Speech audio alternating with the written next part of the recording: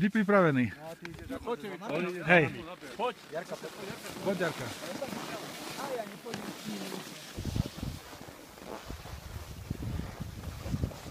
No, štartujeme jednu ukážkovú jazdu propagačnú. Tuto budeme premietať záujemcom o budúci lyžiarsky výcvik.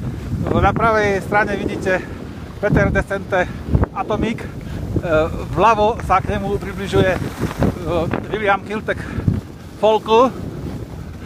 A naša Janka musím držať tempo s čelom závodného poľa. To Vilo sa snaží napodobňovať atomikový karver. Zdá sa, že sa mu to darí. Možno, že jeho Folky RTM 77 rehabilitujeme po predchádzajúcej zdrojujúcej kritike. Teraz to bol pekný oblúk, pekne ho vyťahol. Áno, ale Peter je už za horami, za dolami.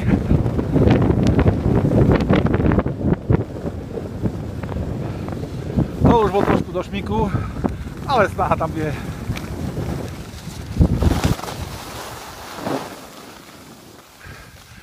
No, tu sú naši vysmiatí lyžiari.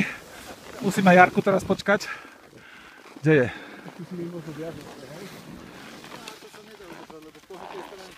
Teraz tu máme technické zdôvodnenia. Lebo si mi ušiel na vrchu. Ušiel som ti, ale to je nielen v lyžiach.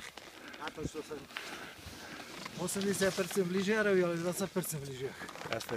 Ja mám lyže dobré, ale bohužiaľ lyžiar sa zlyhal. Lyžiar zlyhal. A kde je okrasa naša? Kde je naša okrasa? Okrasa išla dole. Nevadí.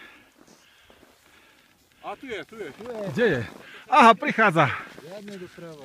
A ísť do Skvadrova Cúra. Kvadrá súra je do jedna. Pozri sa. Tu sú aj oblúk, druhý oblúk.